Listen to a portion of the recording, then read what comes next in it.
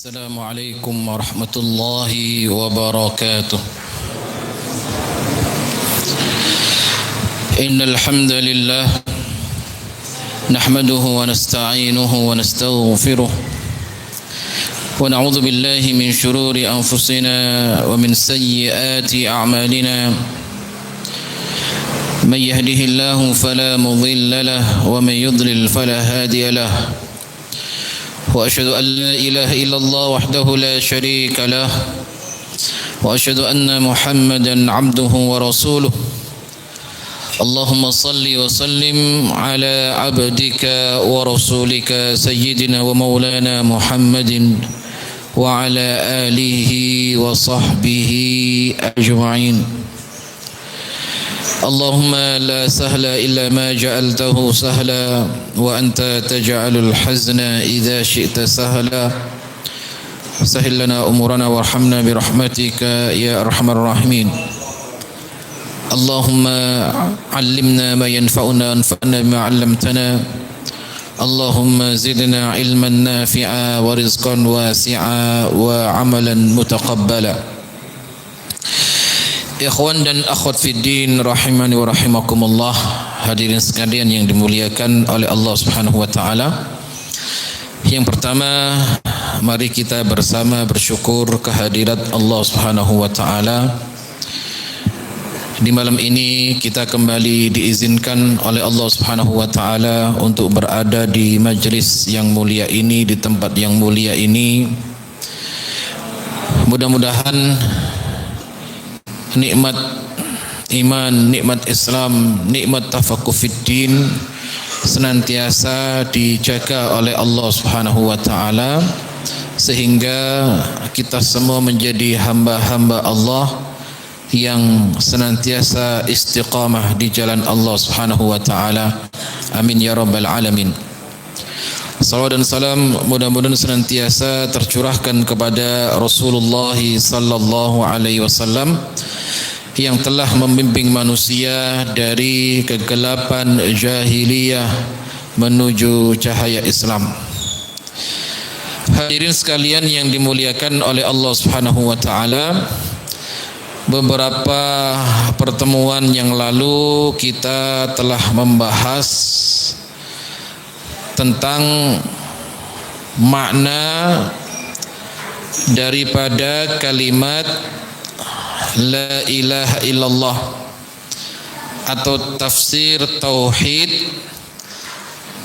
dan syahadat alla ilaha illallah. Kita masuk sekarang kepada bab yang baru, minasyirki lubsul hilqah wal khayt wa nahwihima li raf'il bala'i au daf'ihi. Bab tentang termasuk di antara kesyirikan adalah mengenakan al-hilqah, yaitu gelang, wal khayt, benang, wa nahwihima, dan selain dari dua hal tersebut, li raf'il bala'i au daf'ihi, yang kesemuanya itu digunakan untuk menolak bala, li raf'il bala, mengangkat bala, wa daf'ihi, atau menolaknya. Yang disebutkan dalam tema tadi yang kita sebutkan adalah dua hal, yaitu al-hilqah, gelang, ataupun khayt, yaitu benang, wa nahwihima, dan lain-lainnya yang digunakan untuk raf'ul bala'i, yaitu mengangkat bala dan menolak madarat, menolak bahaya, ya, apapun itu jenisnya. Lebih spesifik adalah maknanya adalah dilarang menggunakan tamimah, jimat-jimat atau apapun itu dalam rangka untuk raf'ul bala'i, menghilangkan bala dan menolak bahaya. Ya. Nah, tentu yang dimaksud di sini adalah syirkul asghar, syirik yang kecil, bukan syirkul akbar, nggih. Yang dimaksud di sini adalah syirkul asghar. Termasuk di antara kesyirikan kecil adalah memakai jimat. Ya. Walaupun sebenarnya terbagi menjadi dua. Wonten ingkang hukumipun dilarang mutlak. Kalau meyakini hal tersebut menjadi sebab utama datangnya manfaat, tertolaknya bahaya. Ya, itu haram mutlak, tidak boleh meyakini oh ini jimat ini yang menolak bahaya dan mendatangkan madarat secara zatnya. Ya. Dia meyakini benda tersebut bisa mendatangkan manfaat atau menghilangkan bahaya, bahkan menolaknya secara zatnya, bendanya. Misal ada seorang punya keris yang dikeramatkan dalam rumahnya, di rumahnya. Dia meyakini keris ini menghilangkan bahaya, mengangkat bahaya, mengangkat musibah dan mendatangkan manfaat. Nah, hukum seperti ini kalau diyakini benda itu zatnya bisa mendatangkan manfaat, menolak madarat, masuk dalamnya unsur syirik kepada Allah Subhanahu wa taala.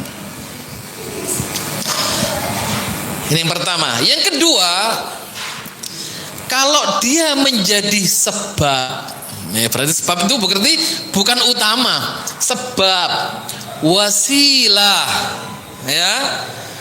Nah, ini ulama terbagi menjadi dua, ada yang membolehkan, ada yang melarang. Ya. Kalau menjadi sebab, contohnya keris yang dipunyai oleh si fulan menjadi sebab, wasilah, perantara hilangnya musibah, walaupun diyakini yang menghilangkan musibah Allah, tapi lewat perantara sebab jimat yang dia miliki. Ya. Nah, kalau sampai sebab ini ulama berbeda pendapat, ya. Ada yang membolehkan, ada yang memang melarang, gitu ya. Bagaimana? Apakah harus mensyaratkan jimat itu tulisan ayat-ayat Al-Qur'anul Karim ataukah selainnya, gitu ya. Kalau ditulis ayat-ayat Allah Subhanahu wa taala, ada yang mengatakan boleh. Ada yang mengatakan boleh. Kalau kemudian selain daripada ya Al-Quran, ada yang mengatakan tidak boleh. Maka jadi antara nanti kita bahas syarat ruqyah itu harus diketahui bahasanya. Ya. Ada ulama membolehkan jimat ditulis dengan bahasa Arab. Ya. Karena ada satu ungkapan terkadang didapati, ini tajrubahnya peruqyah ya. Tajrubahnya peruqyah itu pengalamannya orang meruqyah itu didapati biasanya jimat-jimat yang non Al-Quran atau tidak ditulis Al-Quran dengan tulisan yang baik, itu kadang tulisannya dibalik. Al-Fatihah ditulis dari belakang. Al-Fatihah Bismillahirrahmanirrahim ditulis dari belakang. Ya apa itu? Ya nggak perlu kita lafadzkan ya, karena yang merusak makna. Itu tidak boleh. Maka di antara syarat ruqyah itu harus diketahui bahasanya. Nah, kadang biasanya jampi-jampi, jimat-jimat itu tidak dikenal bahasanya, yang tidak boleh gitu ya, nggak dikenal. Artinya apa? Semakin seseorang itu menentang ayat-ayat Allah, semakin sakti dan semakin kuat. Maka tidak heran kalau ada seorang dukun, seorang sihir menjadikan kamar mandinya ditulisi ayat-ayat Allah. Ya. Semakin kufur kepada Quran, semakin sakti. Semakin seorang berani berbuat dosa, semakin didukung oleh alam gaib ataupun iblis yang mengadakan transaksi dengan seseorang. Ya. Maka dalam dunia persihiran, perdukunan itu ada transaksi. Ya. Apa yang bisa kamu berikan? Saya akan berikan yang semisal. Seberapa kuat kamu memberikan mahar, bahkan sampai kepada adanya tumbal, ataukah itu keluarganya, ataukah itu anak-anaknya, atau pekerjaannya dan lain-lain. Ya, ada yang kemudian mengambil jalan ihtiyat, berhati-hati. Ya, janganlah kalau Al-Quran, kenapa? Terkadang misalkan kalau dituliskan di sesuatu, ya, ditempel di badan, itu terkadang dia masuk kamar mandi nggak dilepas, nggak boleh, ya. Menggunakan ayat-ayat Allah dibawa ke dalam kamar mandi kan nggak boleh. Ya, akhirnya ada ulama yang mengambil langkah berhati-hati, janganlah menulis ayat-ayat itu kemudian Anda bawa ke kamar mandi saat Anda berhadas kecil ataupun besar, ya, ataupun Anda habis pakai, misalkan ada peci la ilaha illallah Muhammad Rasulullah, habis pakai dilempar duer titik anake, itu bentuk tidak takzim kepada kalimat syahadat la ilaha illallah wa anna Muhammad Rasulullah. Harusnya disimpan, ya, di tempat yang tinggi kan gitu. Maka diantaranya adab Quran kan nggak boleh seseorang meletakkan Al-Quran semaunya sendiri. Wis sudah kayak begini isor, orang kemudian lalu lalang lewat, nggak boleh, bukan adab. Adab kepada Quran itu diletakkan tempat yang tinggi, ya, tidak sejajar dengan kaki seseorang, diangkat. Itu adab kepada kalamullah, kepada firman Allah Subhanahu wa taala, ya. Nah, yang dimaksud di sini adalah syirkul asghar, ya. Namun bisa menjadi bahaya kalau dia meyakini bendanya itu bisa memberikan manfaat dan madarat selain Allah Subhanahu wa taala, ya. Nah, apakah juga boleh Al-Quran digunakan sebagai syifa? Boleh, ya, penyembuh. Kenapa? Karena di zaman jahiliyah mereka menempatkan jimat-jimat itu dengan jambi-jambi tertentu di tubuh seseorang, dikalungkan di hewan, ditaruh di rumah, ditaruh di kamar. Ya, bagaimana kalau tulisan-tulisan itu alangkah baiknya Al-Quran? Ada ulama yang membolehkan, ya, tapi ada ulama yang berhati-hati, gitu ya. Jadi kalau misalkan Anda ingin, kalau mengambil madhab yang membolehkan, ya, bisa tulis ayat kursi, ya. Ya, lebih baik hiasan dalam rumah itu adalah ayat-ayat Allah Subhanahu wa taala, gitu ya. Dia bisa meruqyah, ya. Ya, tentunya alangkah baiknya juga tentu dibaca, ya, tidak hanya ditempel ayat kursi di omai, ayat kursi semua. Bagus, tapi Masya Allah. Tapi alangkah baiknya dibaca, gitu ya. Alangkah baiknya dibaca. Ya. Nah, kalau menjadi syifa, karena sejatinya Quran itu syifa. Ya, Quran itu adalah penyembuh. Baik penyakit yang medis ataupun non medis, ya. Maka penting sugesti dalam berobat itu penting. Makanya kalau dokter memberikan obat kepada pasien, yang pertama sebelum dia menuliskan resep apa, disugesti sembuh. Apa contohnya kalimatnya? Sing sabar, insya Allah mari kita mulai, ya. Ojo suwe-suwe ngamat di rumah sakit, nang mulai, nang wis waras sembuh pulang, itu dokter. Ya, jarang, nggak ada dokter, wah mari ini mati, mari ini loro tambah parah, nggak ada. Orang bisa drop, ya. Nah, dulu misalkan di zaman Covid orang ngegreges, masuk angin bisa mati, kenapa? Stres, dia melihat ke kanan, orang masuk kantong, lihat kiri orang masuk kantong, kemudian keluarganya nggak boleh jenguk, gitu ya. Sugestinya turun. Makanya Anda kalau sakit misalkan apa? Sakit pusing. Kadang orang tertentu punya sugesti, aku lek ngombe obat merek iki gak waras tenanan. Ya. Ada orang tertentu punya kebiasaan, saya ini pusing, ngeluh, kalau tidak minum obat ini aku ora bakal waras. Ndak redap pusingnya, gitu ya. Harus obat tertentu. Itu sugesti. Maka di antara adab doa, wa antum muqinuna bil ajabah, dan engkau yakin doa itu diijabah oleh Allah. Yakin ini penting, gitu ya. Maka termasuk di antara kita misalkan ada Al-Qur'an itu bisa menyembuhkan yang medis ataupun non medis. Ya, di saat mungkin kita sakit, pusing, tak usahlah beli obat misalkan gitu. Ambil air, bacakan Al-Fatihah. Niatkan ruqyah untuk mengobati penyakit pusing gitu ya, yang kita derita, kita yakin bismillah. Ya, itu menjadi syifa, menjadi penyembuh penyakit hati, penyembuh penyakit medis ataupun non medis. Ya, yaitu dengan ruqyah syar'iyyah. Ya, walaupun sejatinya ruqyah itu yang bagus, ya meruqyah diri sendiri, bukan dengan orang lain. Ya. Nah, kalau kemudian gelang-gelang itu, kemudian beberapa benang yang dia kenakan hanya sekedar untuk zina, boleh, nggak ada masalah ya. Perempuan pakai gelang boleh. Tapi kalau meyakini gelang itu mistis, bisa memberikan manfaat menolak madarat, hukumnya jadi berbeda. Ya kalau hanya sekedar dia gelangnya dipakai untuk berhias bagi perempuan ya. Kalau laki-laki nggak boleh karena tasyabuh, itu tidak ada masalah ya. Jangan pakai gelang dari benang. Misalkan nang gini pas umroh bawa oleh-oleh gelang, nah, gitu ya, dibuat kenang-kenang alhamdulillah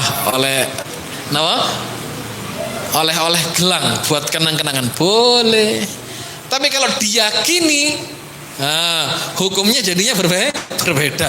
Wah, itu untuk Mekah gitu ya, gelang ini sakti, bisa mendatangkan kekayaan, hukumnya beda lagi gitu ya. Tapi kalau hanya sekedar zina, ini oleh-oleh, ini perhiasan untuk keindahan, tidak ada masalah dan itu dibolehkan. Baik. Artinya apa? Di sini kita diajarkan oleh Allah Subhanahu wa taala dan Rasulnya Muhammad sallallahu alaihi wasallam untuk bergantung hanya kepada Allah, bukan kepada benda. Ya, bukan kepada benda mati. Bergantunglah kepada Allah yang maha hidup. Ya, itu maknanya. Gitu ya. Maka di sini dibuka dengan firman Allah Subhanahu wa taala dalam surat Az-Zumar ayat 38, A'udzubillahi minasyaitonir rajim. Qul afara'aitum ma tad'una min dunillahi in aradani Allah bidzurrin hal hunna kashifatu dzurri. Apa kata Allah? Katakanlah, bagaimana pendapatmu? Ma tad'una min dunillah, kepada Tuhan-Tuhan yang kalian sembah selain Allah.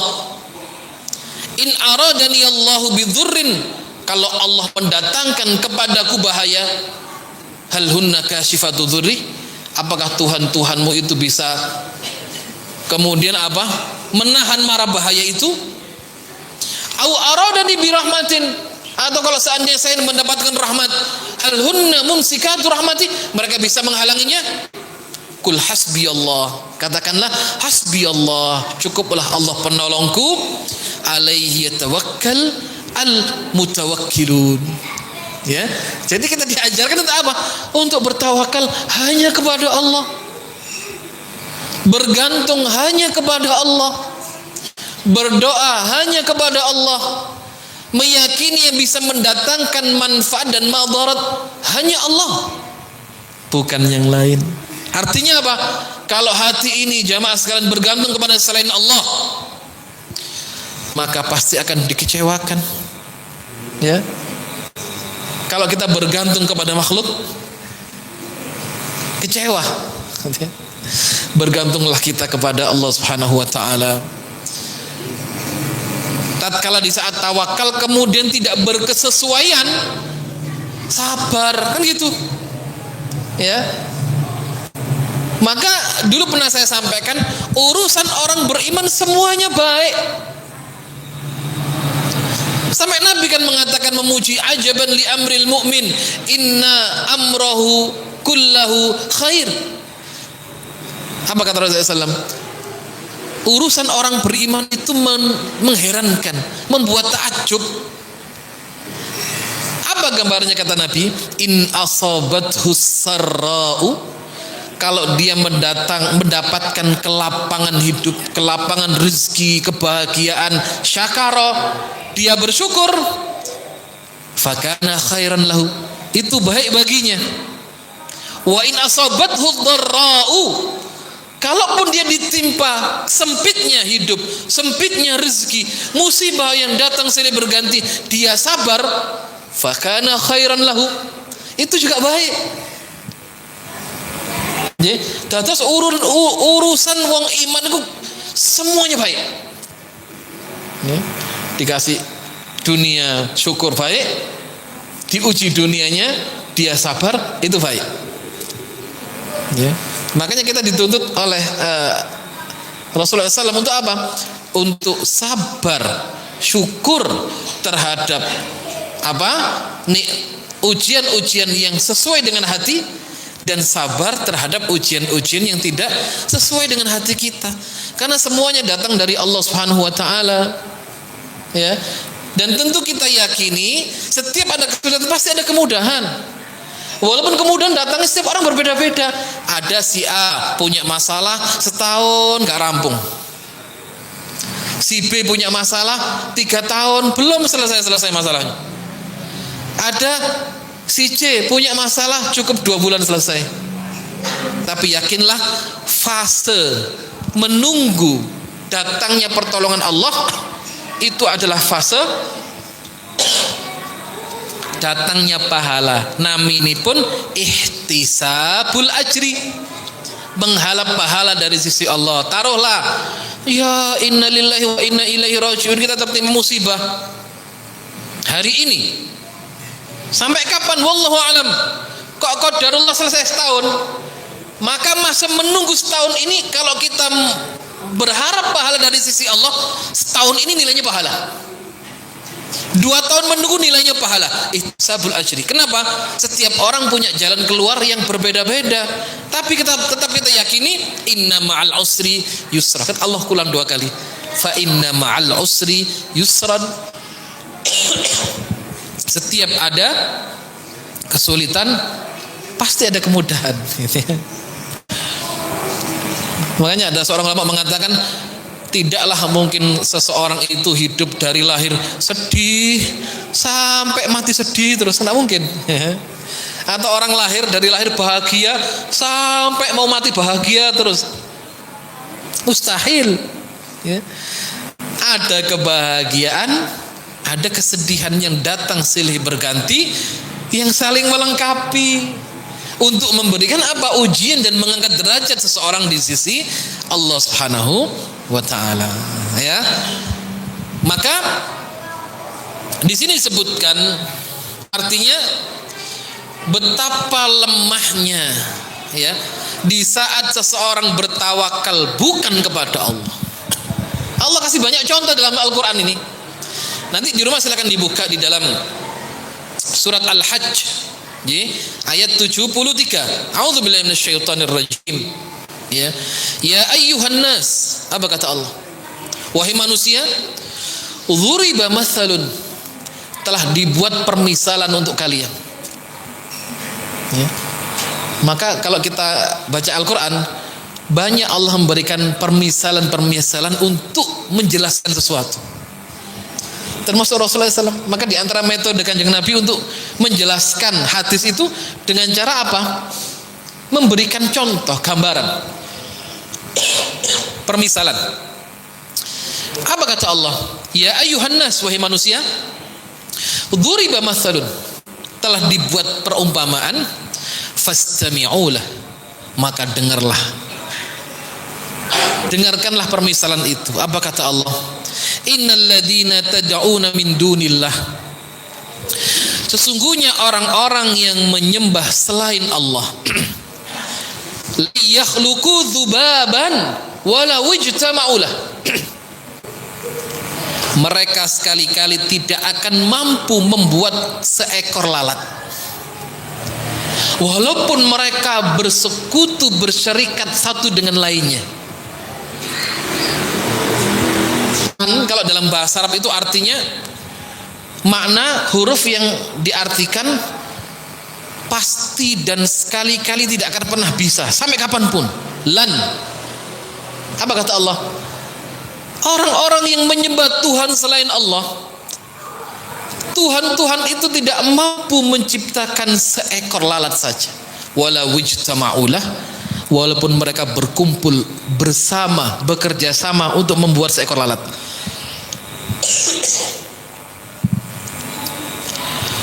Wa yaslubhumudz dzubabu syai'an, kalau lalat-lalat itu mengambil sesuatu dari orang-orang itu, bawa terbang misalkan ya, kita punya makanan diambil lalat, makanan itu diambil oleh lalat bawa terbang, ya, la yastanqidhuhu min, apa yang bisa kita buat? Gak bisa apa-apa ya, dicuri, diambil. Dhufat talib wal matlub, masya Allah, indah sekali Allah membuat permisalan. Apa kata Allah? Betapa lemahnya seseorang yang menyembah dan yang disembah. Itu loh. Artinya apa? Orang yang menyembah selain Allah itu lemah, dan yang disembah selain Allah itu lemah. Makanya nanti di hari kiamat, di hari akhirat, sesiapa saja yang mencari Tuhan selain Allah, dia disuruh minta tolong kepada Tuhannya. Serulah Tuhan-Tuhan yang kalian ibadahi selain Allah. Mereka pergi kepada berhala-berhala yang mereka ibadahi, kepada Tuhan-Tuhan yang mereka sembah. Apa yang mereka minta? Agar ditolong. Namun apa? Dhaifut talib wal matlub. Orang yang minta tolong lemah, yang disembah tidak bisa ngasih apa-apa. Sampai pada akhirnya mereka datang kepada apa? Iblis. Agar apa? Agar iblis bisa menolong. Makanya Allah menceritakan walamma qudiyal amr, saat kemudian permasalahan sudah diputuskan oleh Allah, manusia sudah diputuskan hukumnya oleh Allah. Apa kata iblis? Innallaha wa'adakum wa'dal haqq. Wahai manusia, sesungguhnya Allah berjanji kepada kalian dengan janji yang benar. Ini kata iblis. Wa wa'adtukum fa akhlaftukum, tapi saya berjanji kepada kalian, yang janji itu saya ingkari. Fala talumuni walumu anfusakum, jangan salahkan saya, salahkan diri kalian sendiri. Ma ana bimusrihikum, saya tidak kuasa memberikan pertolongan kepada kalian. Wa ma antum bimusrihi, kamu bisa nolong saya apa? Artinya apa? Di hari akhirat semuanya sendiri-sendiri. Tapi manusia yang tertipu, dia menyalahkan iblis. Iblis gak mau disalahkan, enak banget nyalahkan saya. Salahkan diri kamu sendiri, ngapain ikut saya, kan gitu. Wong saya berjanji saya ingkari, sedangkan Rabbmu berjanji pasti ditepati. Ya. Apa hebatnya Tuhan selain Allah? Kata Allah, itu menunjukkan apa? Jangankan yang lain lah, ciptakan lalat saja. Ya. Ciptakan lalat saja, satu saja. Kita belum berbicara langit ya, belum berbicara manusia. Begitu dahsyatnya penciptaan manusia, sampai Allah katakan wa fi anfusikum afala tubsirun. Tidakkah kalian melihat bagaimana kalian diciptakan oleh Allah Subhanahu wa taala? Tidaklah kalian melihat keagungan Allah, melihat bagaimana kalian diciptakan oleh Allah?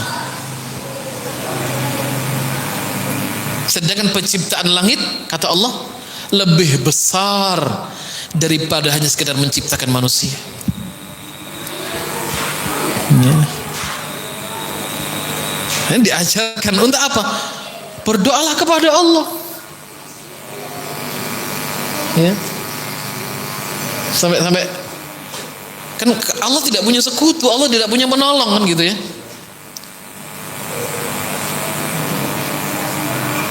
Sampai saat kemudian orang meyakini ya bahwasanya Allah punya anak, mattakhadallahu min walad, Sampai kemudian orang-orang yang menasabkan anak kepada Allah atau Allah punya keluarga, apa kata Allah? Nyaris langit ini terbelah, nyaris langit ini hancur, bumi terbelah, gunung-gunung hancur. Kenapa? Karena ada orang yang meyakini bahwasanya Allah punya anak. Langit pun tidak ridha, bumi pun tidak ridha, gunung-gunung tidak ridha kalau Allah anak dinisbatkan kepada Allah, bahwasanya Allah punya anak, Allah punya keturunan, Allah punya istri, Allah punya keluarga. Langit tidak ridha, bumi pun tidak ridha, gunung-gunung seakan-akan ingin hancur mendengar perkataan manusia apa yang meyakini, menganggap bahwasanya Allah punya anak. Mattakhadallahu min walad. Baik itu kalangan Yahudi yang mengatakan Uzair anak Allah, atau kalangan Nasrani yang meyakini bahwasanya Isa ibnu Maryam, Isa ibnullah, Al-Masih ibnullah. Ada orang-orang jahiliyah dulu meyakini al-malaikatu banatullah, malaikat-malaikat itu adalah anak-anak perempuan Allah. Semuanya dibantah oleh Allah. Allah tidak punya keluarga. Cukuplah surat Al-Ikhlas membantah, walaupun banyak ayat membantah. Ya. Qul huwallahu ahad, Allahus samad, lam yalid wa lam yulad wa lam yakun lahu kufuwan ahad. Ya. Jadi orang-orang yang menyembah selain Allah itu lemah. Yang diibadahi pun lemah. Kenapa? Karena makhluk. Gitu ya. Nah, kita diajarkan untuk apa? Untuk tidak bergantung kepada sesuatu selain Allah Subhanahu wa taala. Dan kemudian Allah juga berfirman di dalam surat Al-Ankabut, ya, ayat 43, a'udzubillahi minasyaitonir rajim. Masalul ladzina ittakhadhu min dunillahi awliya kamatsalil ankabut ittakhadat baita. Masya Allah. Allah kalau buat permisalan itu indah sekali ini. Tadi yang pertama dicontohkan apa? Lalat. Yang kedua, masalul ladzina ittakhadhu min dunillahi awliya, perumpamaan orang-orang yang menjadikan selain Allah wali, Tuhan selain Allah. Kamatsalil ankabut ittakhadat baita, perumpamaannya seperti laba-laba yang membuat sarang ataupun rumahnya. Wa inna auhanal buyut labaitul ankabut, kata Allah. Auhan, ya, rumah yang paling rapuh itu adalah rumahnya laba-laba. Lemah, ya. Inna kaidas syaitani kana dha'ifah. Ya, makarnya syaitan itu lemah.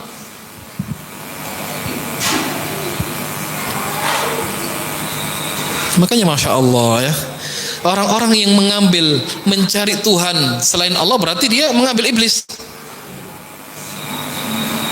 Walaupun iblis juga menggoda jin gitu ya. Jadi artinya apa? Kenapa dalam Al-Quran disebutkan ada beberapa manusia kok jin tidak katut? Juga dalam hadis ya, kok jin nggak ada? Jadi artinya kalau disebut manusia masuk di dalamnya jin. Jadi iblis juga menggoda dua makhluk, menggoda manusia juga menggoda jin. Ya, syaitan itu sifat. Ada setan dari golongan manusia, ada syaitan dari golongan jin. Syaitan itu sifat keburukan yang ada pada diri manusia. Ya, maka manusia yang punya jiwa, karakter, sifat yang buruk, menentang, maka dia punya sifat syaitani. Jin juga sama. Jin yang memiliki sifat sebagaimana tadi juga jin, dia berarti apa? Dia punya sifat syaitania.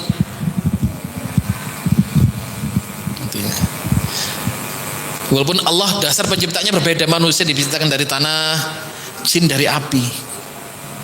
Ya. Manusia dan jin nggak ada yang abadi. Walaupun usia jin lebih panjang daripada manusia. Kalau iblis mati.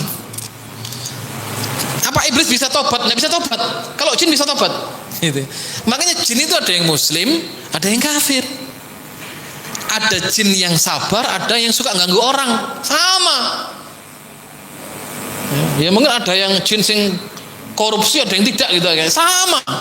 Gitu ya. Ya, ada yang suka ganggu orang, ada yang tidak pernah ganggu orang. Ada yang berbuat curang, ada yang jujur. Sama dengan manusia. Jin itu mati walaupun usianya lebih banyak dari manusia. Tapi kalau iblis ya tidak mati. Iblis itu dinaskan oleh Allah tidak akan tobat sampai hari kiamat. Ya sampai kapanpun kan gitu ya. Makanya iblis itu juga berdakwah mencari teman sebanyak-banyaknya untuk menjadi sahabat mereka di neraka sa'ir. Dan kita diperintahkan untuk berdakwah untuk mencari teman sebanyak-banyaknya untuk bareng-bareng masuk surga. Janganlah masuk surga sendiri. Terlalu luas. Ya, ajaklah orang masuk surga gitu ya. Kita ngajak orang banyak untuk ayo masuk surga. Bareng-bareng. Ya. Nah, surga kalau dimasuki segelintir orang terlalu luas gitu. Makanya iblis itu juga berdakwah. Iblis punya penolong, orang beriman punya penolong. Ya, penolongnya iblis tapi lemah. Ini permisalan-permisalan yang dibuat contoh oleh Allah Subhanahu wa taala menunjukkan bahwasanya Allah yang maha kuat, Allah tempat bergantung, Allah tempat mengadu, ya. Jangan mengadu bergantung kepada selain Allah Subhanahu wa taala. Nah, kemudian ada satu hadis dari Imran bin Husain radhiyallahu anhu, anna Nabiyya sallallahu alaihi wasallam, sesungguhnya Nabi Muhammad sallallahu alaihi wasallam suatu hari ra'a rajulan, melihat seorang laki-laki fi yadihi, di tangannya hilqah, ada gelang min sufrin, dari kuningan. Ya. Nah, kalau laki-laki pakai kuningan, tembaga, besi, ya. Yang penting tidak emas boleh ya. Kalau laki-laki pakai emas haram, tidak boleh. Ya, karena laki-laki itu tidak diperintahkan untuk berhias, tapi untuk berjihad, berjuang. Gitu ya. Wallahu a'lam, ada penelitian emas itu punya daya ataupun punya hal yang bisa merusak kesehatan. Maka di India di mana itu ada lelaki emas, semua perhiasannya dipakai, ya, hitungan tahun mati. Jadi kalau pakai perhiasan banyak-banyak juga bahaya ya. Cukuplah yang sederhana, yang semuanya yang banyak disimpan. Kalau sudah sampai nisabnya 85 gram di zakati gitu ya. Ojo semua bagawe di gelang di kini sepirang gram, kualunge di kakinya ya. Nah, ada laki-laki di zaman Nabi pakai gelang min sufrin, dari kuningan. Faqala, apa kata Nabi? Mahadihi, ini apa? Minal wahinah, ya Rasulullah, ini saya pakai untuk menjadi penangkal lemah badan, lemah tubuh. Agar apa? Agar kuat, agar semangat. Dia pakai gelang untuk menjadikan dirinya kuat, tidak tubuhnya gak lemas, gitu ya. Apa kata Nabi? Faqala inziha, lepas. Fa innaha la taziduka illa wahnan. Masya Allah. Apa kata Nabi? Lepaslah wahai fulan, karena gelang yang kamu pakai tidak menambah dirimu kecuali kehinaan dan kelemahan. Ya kan? Niatnya biar gak lemah gitu ya. Nabi gak suka, lepas. Justru kamu kalau pakai, justru kamu tambah hina. Fa innaka law mitta, masya Allah. Apa kata Nabi? Kalau engkau mati, wahia alaika, dan gelangmu itu masih melingkar di tanganmu, maaflah ta'abadan, kamu tidak akan sukses selama-lamanya. Ya, kenapa? Karena ada keyakinan tadi yang tidak disukai oleh Kanjeng Nabi. Berarti apa? Ada ketergantungan seseorang dengan gelangnya. Gelang ajaib kah? gelang pendatang rezeki kah, kan gitu ya. Gelang yang dipakai menolak bahaya. Ya, yang enak, yang aman jadi orang yang wajar-wajar sajalah itu ya. Ya kalau punya gelang ya dibuat ini hiasan. Gitu ya, bukan yang lain-lainnya gitu ya. Misalkan punya keris dipajang, ya hiasan saja kok. Namun perlu diingat jamaah sekalian, ya, Anda tahu pertama kali terjadinya penyembahan kepada berhala, ya, di zamannya Nabi Nuh alaihissalam, ya, zamannya setelah beliau. Nabi Nuh ini punya murid, orang-orang soleh, orang-orang baik, masya Allah, murid-murid teladan terbaik. Saking baiknya, sama orang-orang saat itu dibuatlah berhala patungnya, hanya sekedar untuk dikenang jasanya. Ya kalau di negeri kita ada pahlawan nasional, dibuatkan monumen, di mana muridnya Nabi Nuh itu dulu duduk, dibuatkan monumennya, petilasannya, gitu paham ya? Dibuat petilasan. Saat itu mereka punya ilmu sebatas untuk mengenang jasa. Nuh masih adil, dulu orang hebat. Ini dulu orang yang soleh taat. Tapi di saat kemudian generasi ini berganti, sedangkan ilmu tidak diajarkan, maka lambat laun mereka meyakini berhala ini adalah sesembahan nenek moyang kami. Yang awal mulanya dibuat hanya sekedar mengenang jasa, karena mereka orang-orang baik. Tapi karena ilmu tidak diajarkan, muncul generasi yang menganggap itulah Tuhan-Tuhan nenek moyang kami. Itulah ada Tuhan-Tuhan yang disembah oleh nenek moyang kami. Itu adalah Tuhan kami. Maka terjadilah kesyirikan. Ya. Maka dalam kaidah fiqh itu ada saddud dzari'ah. Apa? Menangkal sesuatu untuk tidak terjadi peristiwa yang lebih besar. Misalkan mungkin kita gantung keris tujuannya untuk hiasan gitu ya.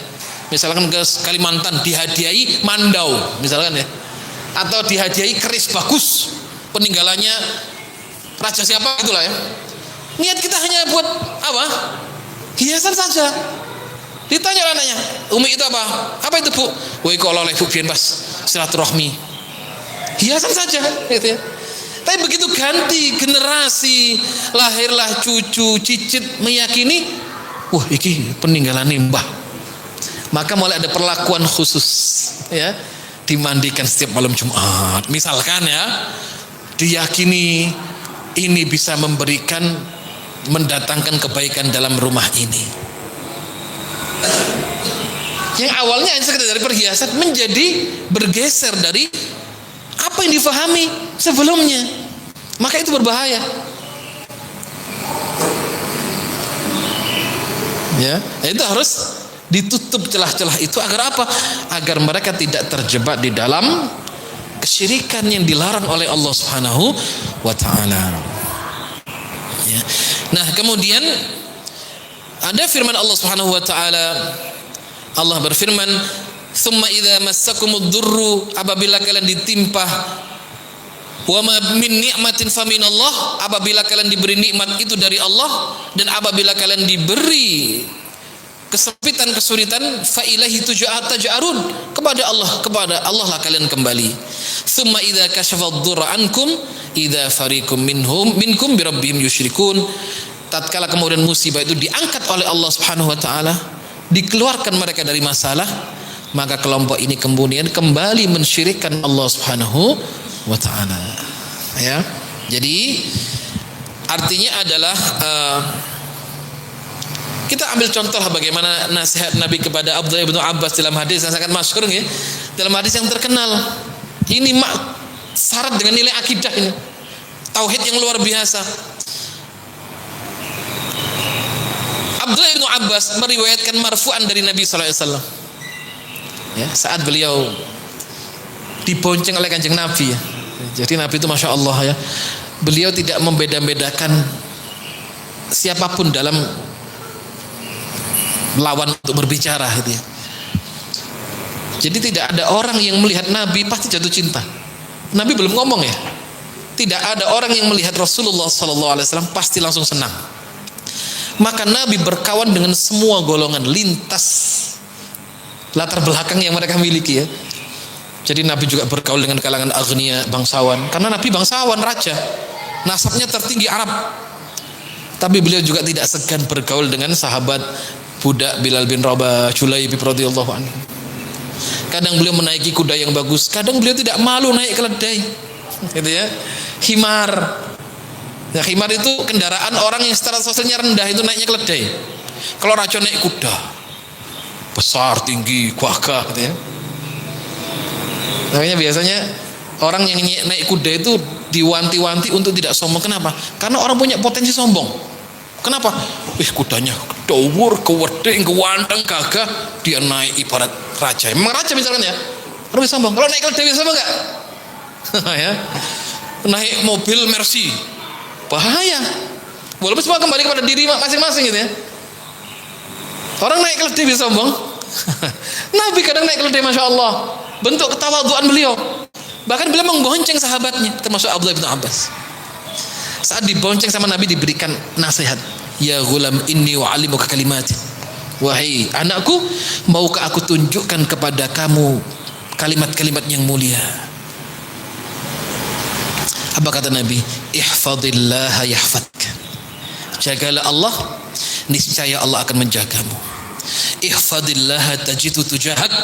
Jagalah Allah, maka Allah akan engkau akan mendapatkan Allah di hadapanmu. Ya. Idza sa'alta fas'alillah. Ini kata Kanjeng Nabi, kalau mintalah kepada Allah. Wa idza ista'anta fasta'in billah. Kalau minta tolonglah kepada Allah. Wa'lam, apa kata Nabi? Annal ummata, seandainya umat ini bersekutu, bersepakat, mereka berkumpul ala an yadruka bi syai'in, untuk menimpakan madarat, bahaya kepadamu, lam yaktubuhullahu alaika lam yadurruk, maka bahaya itu tidak akan sampai kepadamu apa yang sudah Allah tuliskan. Walau ijtama'u, seandainya pun umat itu berkumpul untuk memberikan manfaat kepadamu, maka manfaat itu tidak akan sampai kepadamu kecuali apa yang telah Allah tulis. Rufi'atil aqlam wa jaffatis suhuf. Pena telah diangkat, lembaran-lembaran telah kering. Ya, ini konsep tauhid dan akidah luar biasa ya. Yakinlah kepada Allah. Kalau seandainya mereka bersepakat ingin membahayakanmu, bahaya nggak sampai kepadamu kecuali apa yang sudah Allah tulis itu. Ya kan? Kalaupun mereka memberikan manfaat itu tidak akan sampai kepadamu kecuali apa yang sudah Allah tulis.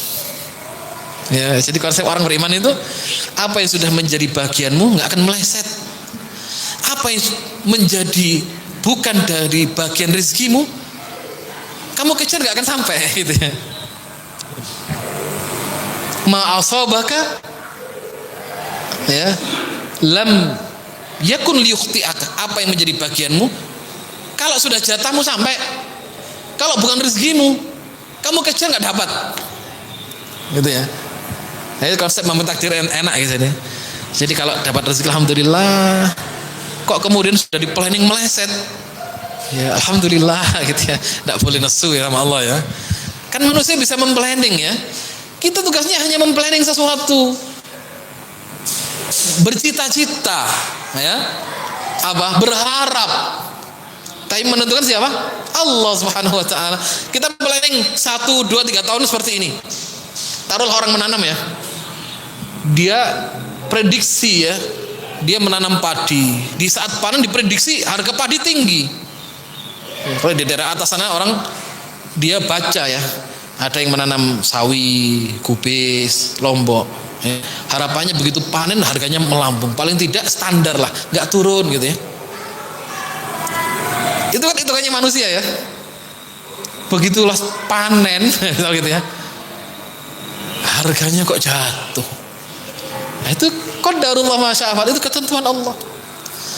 Nah, kadang apa yang kita planning kan nggak sesuai dengan realita. Nah, itu kan dituntut untuk apa? Untuk sabar menerima ketentuan Allah. Maka diucapkan qadarullah ma syaa fa'al, ini takdir Allah, insya Allah yang terbaik. Nah, itu paling enak ya. Wis planning meleset jauh. Bagaimana yang enak? Kita marah sama Allah, tidak merubah itu. Tapi kalau kita sabar, dapat pahala. Nah, gitu kan. Misalkan orang mengumpat, kemudian sumpah serapah, suudzon sama Allah, gak mungkin balik sama aja. Justru mendatangkan murka Allah, dosa. Tapi kalau kita sabar, inna lillahi wa inna ilaihi raji'un, istirja sama Allah ya. Kalau dia musibah, planning gak sesuai harapan gitu ya. Inna lillahi wa inna ilaihi raji'un, qadarullah ma syaa fa'al, alhamdulillah ala kulli hal. Itu bagus. Alhamdulillah lah. Pokoknya alhamdulillah gitu ya. Mudah-mudahan Allah ganti yang lebih baik. Ya, itu bagus. Ya. Agar apa? Dilatih jiwa ini bergantung hanya kepada Allah. Kan biasanya lupa, manusia biasanya kan berbeda ya. Di saat ditimpa baik-baik senang, ditimpa sedikit saja sambat hati gak mari-mari. Kalau dihitung misalkan ya, lebih banyak mana kita senang sama gak senangnya coba? Ya kan? Lebih banyak mana nikmat yang Allah berikan banyak sama nikmat yang tidak kita sukai, banyak mana? Ya kan? Banyak yang kita sukai gitu ya. Setahun seweneng gitu ya. Ada sedikit musibah swambate setahun bodoh. Dikai apik sama koleksi Allah niku lali, dikai didik, diiling-iling terus. Maka ada satu, saya tutup dengan sabda Nabi itu. Yaitu seperti watak perempuan yang enggak bagus seperti itu pada suaminya. Nabi pernah mengisahkan suatu saat saya diisrakan, ataupun saat beliau sholat gerhana gitu ya, diperlihatkan kepadaku neraka. Wa aktsaru ahlihan nisa, aku lihat penghuni terbanyaknya kaum perempuan. Aisyah radhiyallahu anha bertanya kepada Kanjeng Nabi, ya Rasulullah, hal yakfurna billah? Apa perempuan-perempuan ini kufur kepada Allah? Bukan. Atau kufur kepada Rasulnya? Bukan. Siapa mereka ini ya Rasulullah, perempuan ini? Mereka adalah orang-orang yang dulu di dunia yakfurnal ashir wa yakfurnal ihsan, yang suka kufur kepada kebaikan-kebaikan suaminya.